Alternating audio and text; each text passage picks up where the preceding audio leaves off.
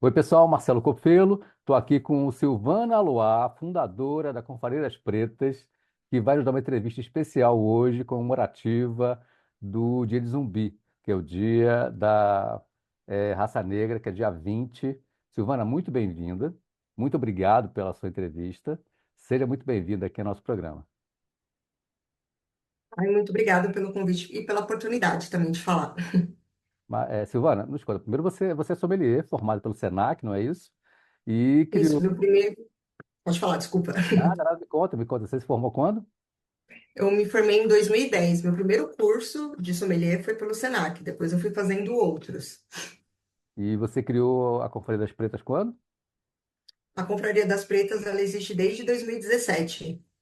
Legal. E qual é o objetivo? Me conta como é que funciona. O pessoal está curioso para A ouvir. Confraria das Pretas, ela se iniciou em 2017. O objetivo, quando eu comecei a fazer o curso de sommelier, eu comecei a frequentar lugares onde eu encontrava as pessoas, né, os meus pares, outras pessoas negras, e essas pessoas começavam a me informar que elas queriam aprender mais sobre vinho, porém elas toda vez que elas iam em alguns restaurantes de classe A e B ou empório, as pessoas achavam que elas não tinham condições de comprar, e eu estou falando de pessoas negras de várias classes sociais. Uhum. E elas falavam assim para mim: ah, eu desisti do vinho porque quando eu vou eles acham que eu não tenho condições de comprar.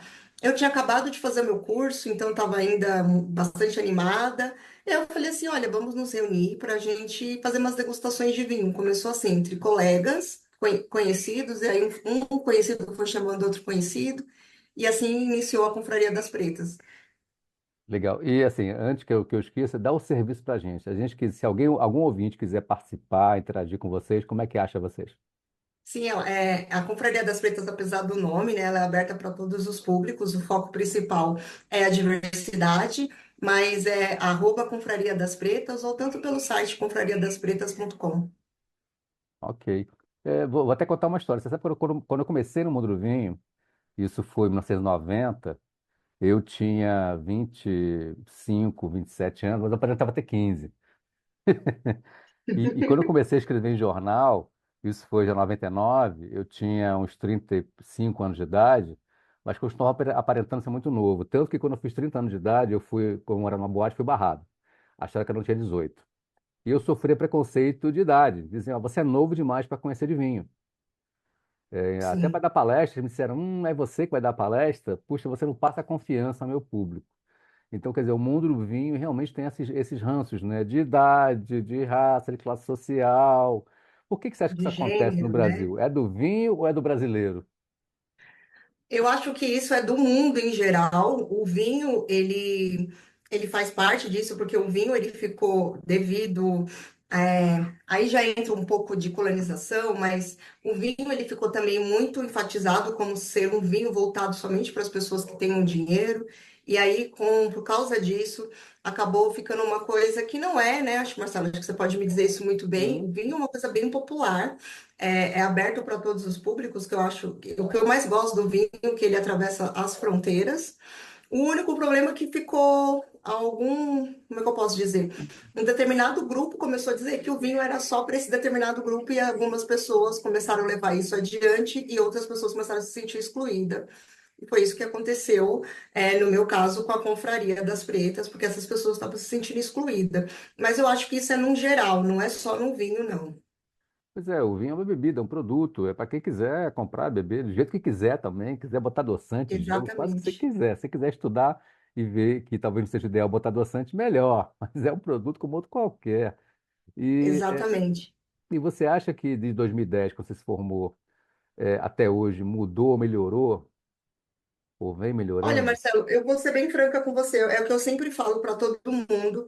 Essa melhora está, vou falar bastante aqui do Brasil, mas essa melhora ocorreu depois de 2020, com o que aconteceu com o caso do George Floyd. Não sei se você lembra. Sim, lembro. Sim. Então, que depois veio o movimento Vidas Negras Importam. Então, isso melhorou bastante, mas ainda tem muito que melhorar, mas já teve um grande progresso. Hoje você vê uma grande diversidade, não só de pessoas negras, mas de outras as comunidades consideradas minoria que também gostam de vinho, que apreciam vinho, e eles começaram a se unir entre os seus pares, porque é um lugar onde eles podem falar do que eles acham, sem ter alguém para recriminar sobre os conceitos deles. Então, isso melhorou, eu posso falar que isso melhorou desde 2020, que houve essa melhora. Que bom, Quando que eu falo bom. que houve a melhora no sentido Aham. do preconceito, do racismo, agora da população negra que sempre gostou de vinho, isso eu posso te comprovar que desde 2017, até bem antes, já tinha e está só crescendo, né? Então, eu fico muito feliz por isso.